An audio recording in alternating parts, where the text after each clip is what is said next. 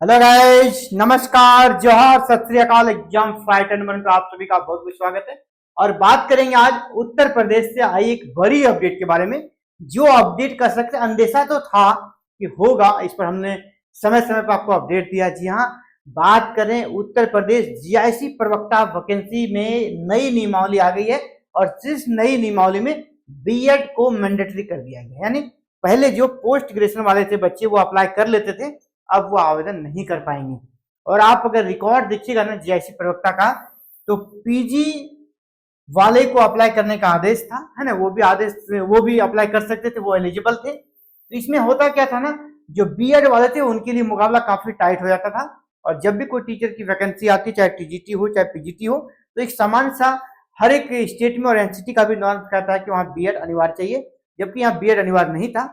इसके चलते यहाँ पे वैसे लोग अप्लाई करते जो ऑलरेडी नेट हैं, जेआरएफ हैं, पीएचडी हैं। और जीआईसी प्रवक्ता के अधिकतर रिजल्ट में उन्हीं बच्चे का सिलेक्शन होता था। आप देखिएगा, जो बीएड नहीं है लेकिन वो नेट है, जेआरएफ है, पीएचडी है, तो उनके लिए अच्छा अवसर मिलता था। यहाँ पर एक तरह से कह सकते हैं उनका जो सेकंड ऑप्शन था ना, वो जीआईसी प्रवक्ता फेवरेट हुआ करता था नेट वाले के लिए। अब उनको बड़ा झटका लगेगा, है ना, नेट वाले के लिए बड़ा झटका लगा है। और हालांकि जो बीएड है, जिनका सिर्फ बीएड है, भी नेट वगैरह नहीं है, उनके लिए अच्छी अपॉर्चुनिटी मिल गई। अब उनके सिलेक्शन के चांस ज्यादा बढ़ेंगे, क्योंकि उनका जो मुकाबला, जो मजबूत एक कर सकते स्ट्रॉन्ग अपोजिशन से था, वो खत्म हो गया। क्योंकि नेट जेआरएफ जो करके आए, पीएचडी करके, उनके विषय पर उनका पकड़ बहुत ज्यादा रहता था, तो सिलेक्शन अधिकतर उन्हीं का होता था। अब वो आउट हो गए हैं। तो नए नियम, नई भर्ती से मई में, नेक्स्ट मंथ से इसका नोटिफिकेशन आ जाएगा, फॉर्म आपको भरने को मिल जाएगा।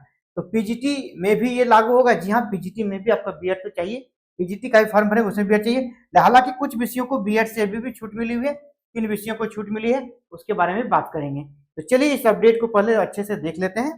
और ये अपडेट है आप सभी के लिए।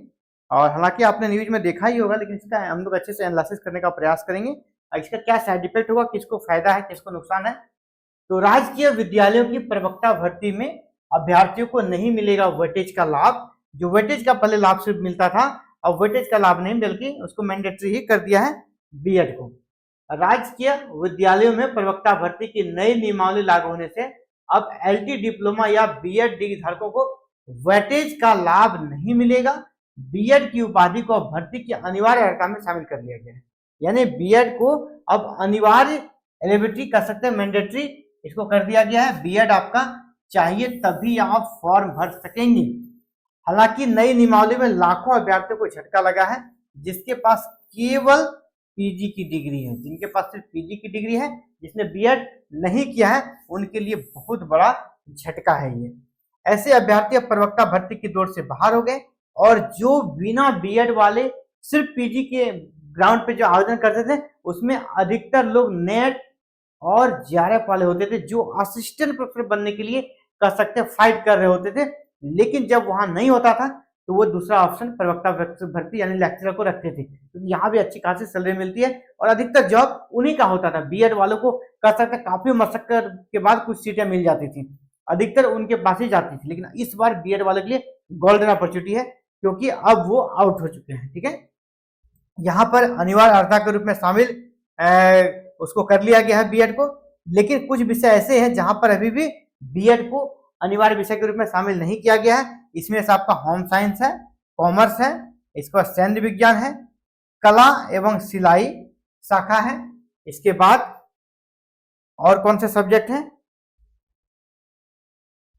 इसके बाद बस ये सारे सब्जेक्ट हैं, जो 3-4 सब्जेक्ट, इनको इनको बीएड से यहाँ पर, हालांकि बीएड से कर सकते हैं, इनको छूट दी गई है, इनका बीएड नहीं है तो भी अप्लाई कर सकते हैं। बाद बाकी विषय जैसे आपका सोशियोलॉजी हो, ज्योग्राफी हो, इकोनॉमिक्स, सिविक्स हो यानी पॉलिटिकल साइंस, आपका फिजिक्स, केमिस्ट्री, इसके बाद math, English, psychology, history, Urdu, आपका बायोलॉजी, संस्कृत में अभी सब में आपका बीएड अनिवार्य कर दिया गया। बीएड की उपाधि अनिवार्य रूप से शामिल कर लिया गया है, बिना बीएड के आप आवेदन नहीं कर सकते हैं। ठीक है, हालांकि इसका विरोध हो रहा है, लेकिन मेरे विचार से विरोध करके कोई फायदा नहीं मिलेगा, क्योंकि एनसीटी का जो नॉर्म था ना, वो आज न कल उसे अडॉप्ट करना ही था, तो अडॉप्ट कर लिया गया है।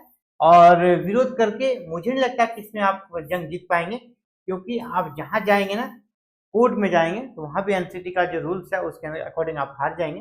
हालांकि ये था, अच्छी अपॉर्चुनिटी थी, अच्छे अच्छे टीचर मिलते थे, नो डाउट। बीएड जो करते हैं वही योग्य होते हैं ऐसा नहीं है। जो नेट ऑलरेडी है, जीआरएफ है, पीएचडी है, वैसे लोग आकर यहाँ आकर पढ़ा रहे थे, तो योग्यता की उनमें कोई कमी नहीं। तो बहुत ही अच्छे अच्छे टीचर मिले थे और इसके खिलाफ छात्रों का विरोध हो गया है। लेकिन ये देखिए, दो पक्ष होता है, हर निर्णय का दो पक्ष है, पॉजिटिव भी है, नेगेटिव है। ये बीएड वाले के लिए पॉजिटिव हो गया, जिनका बीएड नहीं है उनके लिए नेगेटिव हो गया। तो ये तो विरोध होना था। इसके पहले बीएड वाले विरोध कर रहे थे कि बीएड वाले विरोध करते कि नहीं आप बीएड को मैंडेटरी कीजिए, आज वो खुश हैं, आप नॉन बीएड वाले उदास हैं। पहले नॉन बीएड वाले खुश थे, बीएड वाले उदास थे। ये चलता रहेगा, कोई भी निर्णय रहे, ठीक है। लेकिन एक अच्छी अपॉर्चुनिटी मिलती थी, जो पोस्ट ग्रेजुएशन बच्चे हैं, पीजी पास है, अब वो अपॉर्चुनिटी खत्म हो गई है। तो बड़ी अपडेट है। और आप सबसे बड़ी अपडेट ये भी है कि फॉर्म आपका नेक्स्ट मंथ आ रहा है और अच्छी खासी लगभग 2000 सीटों के साथ। तो अगर आप तैयारी करना चाहते हैं तो हमारे साथ जुड़कर आप तैयारी करें। एग्जाम फाइटर नंबर का ऐप आ गया है, एग्जाम फाइटर नंबर ऐप पे क्लासेस इसके लिए हम लोग कराएंगे, जहां पे पूरा सिलेबस आपको कवर कराया जाएगा, live classes, recorded classes with PDF notes के साथ। तो फिलहाल इस वीडियो में इतना ही साथियों, आप सभी के लिए इंपॉर्टेंट अपडेट्स थी। और इसी प्रकार आप अपडेट को अगर जानना चाहते हैं ऑल ओवर इंडिया किसी भी स्टेट से निकलने वाले गवर्नमेंट वैकेंसी की, तो चैनल को सब्सक्राइब कर लीजिएगा, बेल आइकन को प्रेस करके ऑल बटन को जरूर क्लिक कर लीजिएगा। आप सभी हमसे जुड़े बहुत बहुत आभार। जय हिंद, जय भारत।